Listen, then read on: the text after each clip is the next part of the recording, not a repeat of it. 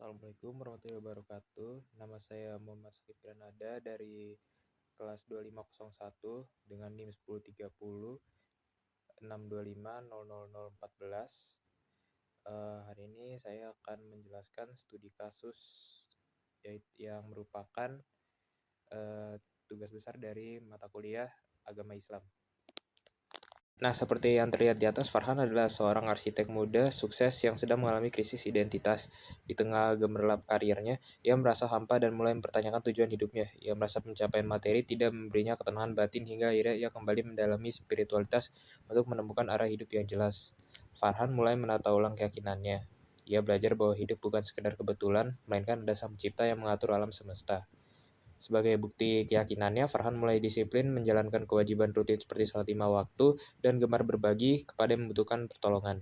Suatu hari, perusahaannya tempatnya bekerja diminta merancang sebuah bangunan yang fungsinya meragukan secara etika agama. Farhan pun mencari dasar hukum untuk menentukan sikapnya, mulai dari mencari ketentuannya di Al-Quran dan hadis hingga melihat kesepakatan para ulama dan melakukan pertimbangan logis yang sejalan dengan syariat Islam. Sebagai pribadi muslim, Farhan dikenal sebagai atasan yang santun dan jujur. Suatu saat terjadi ketegangan antara stafnya yang berbeda keyakinan mengenai jadwal penggunaan ruang istirahat untuk ibadah. Farhan harus menengahi konflik tersebut dengan prinsip saling menghormati antar umat beragama tanpa mengesampingkan rasa persaudaraan dengan rekan sesama muslimnya di kantor. Jadi yang pertama ada mengidentifikasikan masalah dalam narasi tersebut. Yang pertama, Farhan tuh dia mengalami kekosongan batin. Jadi kayak krisis identitas gitu. Nah, yang kedua dia tuh ada proses pencarian kebenaran. Nah, dia tuh biasanya mulai kembali pada keyakinan agama dan menjalankan ibadahnya. Ini sih sebenarnya bukan masalah yang ini. Terus ada dilema profesional dan nilai agamanya. Dia diminta merancang bangunan yang diragukan secara etika dalam Islam. Nah, ini tuh bermasalah karena konflik ke pekerja yang Islamnya. Nah, ada juga pengambilan putusan berdasarkan syariat. Ya, Farhan mencari dalil dari Al-Quran, hadis, dan ulama. Ini bukan masalah tapi tantangan. Bagaimana menentukan hukum, halal atau haram. Gitu. Dan ada juga konflik toleransi antar umat beragama di tempat kerja.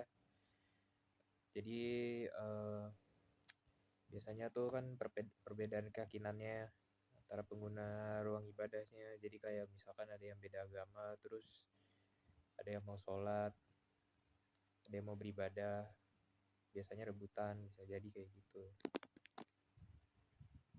Yang kedua terus ada pendapat, argumen, dan penjelasan. Nah, tentang kedua ini adalah dia tuh tentang krisis identitasnya. Dan misalkan tujuan hidupnya udah jelas, beribadah kepada Tuhan Yang Maha Esa. Dalam surat Az-Zariyat ayat 56, aku tidak menciptakan jin dan manusia, melainkan untuk beribadah kepadaku. Nah, terus yang kedua ada tentang rezeki dan ketenangan. Ketenangan bukan dari materi, tapi dari mengingat Allah. Dari surat Ar-Ra'd ayat 28, hanya dengan mengingat Allah, hati menjadi lebih tentram. Ada juga tentang dilema pekerjaan, ya pekerjaan halal dan haram. Islam kan melarang membantu dalam kemaksiatan. Nah, itu dalam surat Al-Maidah ayat 2. Jangan tolong-menolong dalam dosa dan permusuhan. Nah, ini ada lagi tentang ijtihad dan pendapat ulama. Maka Farhan mencari referensi itu dari Al-Quran, hadis, dan ulama itu udah benar. Terus tentang toleransi beragama. Islam mengajarkan toleransi tanpa campur adukan akidah. Itu berada di surat Al-Kafirun ayat 6. Untukmu agamamu dan untukku agamaku.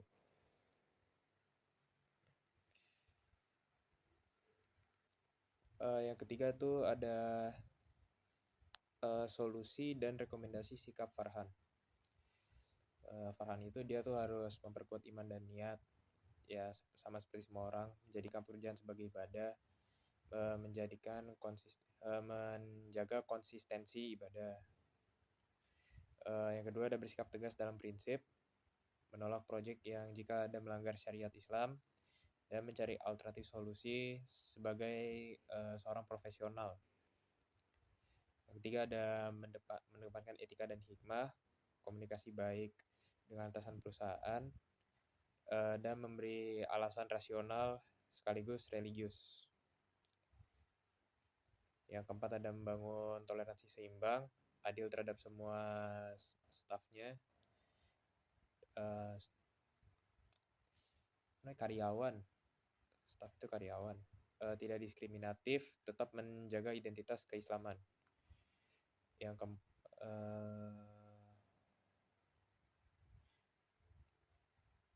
itu aja deh. Jadi kesimpulannya si Farhan itu dia memang intinya dia harus mengedepankan agama dulu, baru untuk pekerjaan dia keduanya. Tapi dia juga harus mencocokkan kehidupan kerjanya dengan kehidupan karyawan kerja lain, karena nggak semua orang yang di kantornya tuh pasti orang Islam, nggak semua orang di situ juga non-is. Jadi Farhan juga harus mencari cara untuk membuat sebuah keseimbangan di lapangan kerjanya. Sekian dari saya. Assalamualaikum warahmatullahi wabarakatuh.